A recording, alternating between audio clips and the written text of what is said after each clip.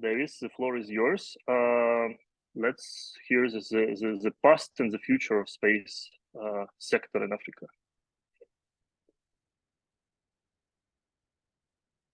You're muted. You can unmute yourself. That will help. The first part of any technology is to get it right. Yeah. So let me just share screen quickly.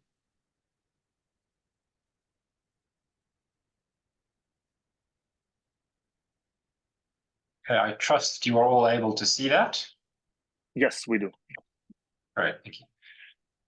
So I wanted to provide some overarching context for where we are as a space sector from an African perspective.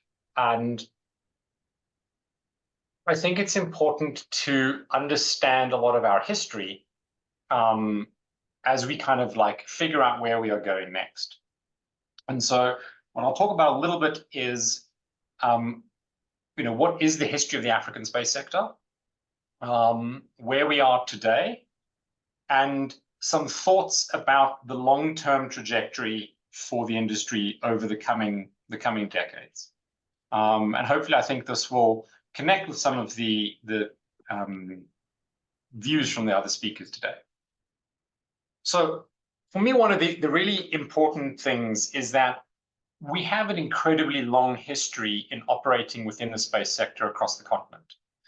So, it's a bit of an outlier, but one of the first magnetic observatories globally was established 180 years ago in Hermanus in Cape Town, the Hermanus Magnetic Observatory.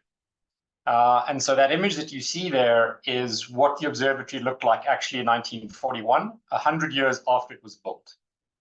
So there is a very, very long history of involvement in the sciences, at least. Now, of course, that's space science. And if we look at the actual industry, so moving, off planet, we see that, facilities like Kona in Nigeria was part of the STADAN network, so NASA's Deep Space Network in the 60s. There were similar facilities in South Africa in the 60s.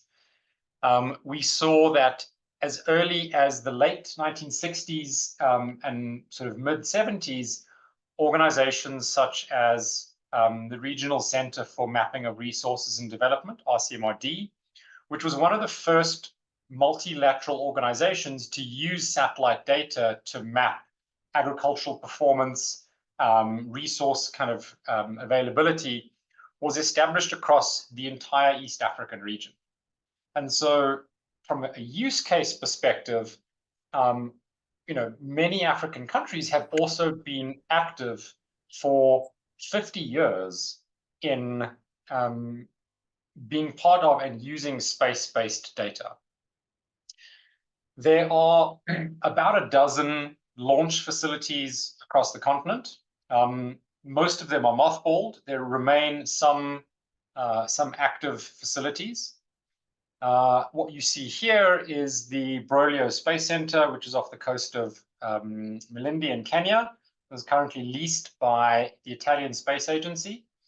So this facility, what you see there is a Scout medium lift rocket, launched a number of vehicles into space across the 70s and eventually kind of closed down in 1988. But there were active launch capabilities. And of course, today there are many conversations about reestablishing equatorial East Coast launch capabilities on the continent. In the 90s, we saw our first satellite launches coming up from, the very first one was Nilesat from Egypt. But we have continuously, launched capabilities over the last 20-odd years. And this then coincided across the 2000s and 2010s with the establishment of a number of space agencies and space industry associations across the continent. And today, you see a number of organizations emerging that are kind of very progressive in their thinking and raising capital. So, for example, CubeSpace here just closed a $2.5 million round earlier this week, or kind of last week. Amini, a Kenyan-based climate change company, raised $2 million previously. Go Metro, which is a location-based system, raised $9 million at the end of last year. So we're seeing the emergence of this new entrepreneurial cluster coming through in space. So we have a long history. We have deep roots in the space sector. We have been involved at all stages of the value chain, and we're seeing the emergence of new entrepreneurs into this kind of like new space environment. So at a glance, where are we today? Some approximate numbers: the African space sector is worth about $20 billion, give or take. There are currently 22 space agencies or similar organizations that are preparing for space agency status across the continent. There are approximately 60 active assets in space, 360 ground stations. So there is a very rich space infrastructure capability and market that already exists in the continent. And I think this for me is one of the most important things.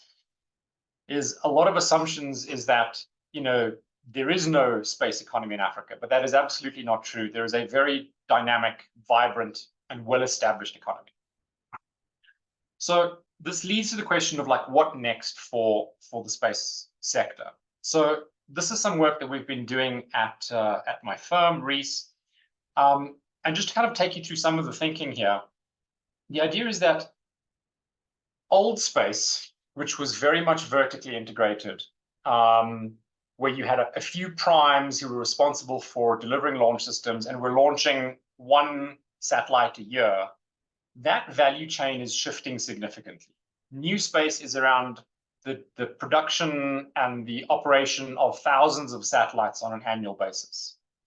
And so what you see is that there's going to be, an increase in kind of launch requirements. And already we know that launch slots are pretty much booked up years in advance.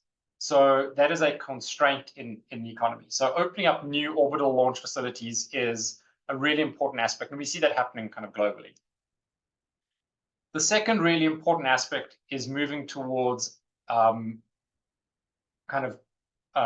continuous subsystem component manufacturing. We're moving away from producing 2 or 3 satellites per year to 5,000 or 10,000 a year, and that requires a continuous manufacturing process. And then the last component is around space operations and ensuring that we're actually able to provide ongoing telemetry, et cetera, et cetera. Now, when you think of these 3 aspects of what the future space economy looks like, Africa is exceptionally well positioned for launch. Continuous manufacturing is ultimately driven by cost factors. Things like the cost of labor, the cost of capital, the cost of land. And Africa is predicted to have the cheapest land, capital, and labor, over the coming decades, which means that we become a competitive manufacturing location for heavy industries such as space. And in terms of operations, the African continent covers such a wide swath of geography and is well positioned to maintain operations that locating things like ground stations gives us a significant geographic, advantage. So we are exceptionally well positioned geographically as well as demographically to service the growing new space economy. And so this is like part of the real thinking that the competitive space companies of the future will be increasingly located in places such as, the various African countries. So just to kind of wrap up, my view on this is there still remains significant awareness building of the opportunity in Africa. It is the second largest continent. There are, 1.3 billion people. It is critical not to think of Africa as a single unit, but to engage with each individual location on its own merits. I think this is a really important kind of principle to hold. The second is that despite the VC winter that we know has happened over the last several years, Africa has still seen significant growth in interest in VC into the region. You know, countries like Kenya have seen constant growth, you know, $800 million in VC flowed into the country last year. So it remains an incredibly attractive risk capital environment. And you need that to grow a new kind of ecosystem, right? Because it's entrepreneurs who build these new ecosystems. And we've also seen, from an interest perspective, a real growing interest in the use of space-based technologies from entrepreneurs across the continent. So the graphic on the right just talks about, you know, entrepreneurial interest in one of the startup programs that were involved in Africa EO Challenge. And it's moved towards hitting, you know, well over 30 countries have entrepreneurs interested in space. And in 5 years, that number is going to have, you know, cover the entire continent. And that really speaks to the interest that that citizen and entrepreneurs are seeing in the value of space. So, you know, we're well positioned for the future. We are grounded in a solid history in the past.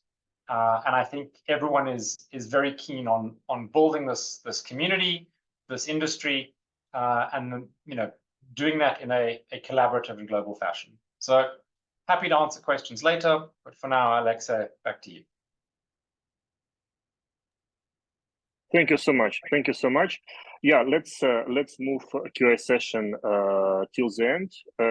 So dear attendees, if you have any questions, please write them in the chat, and we will ask our estimated panelists during the QA session.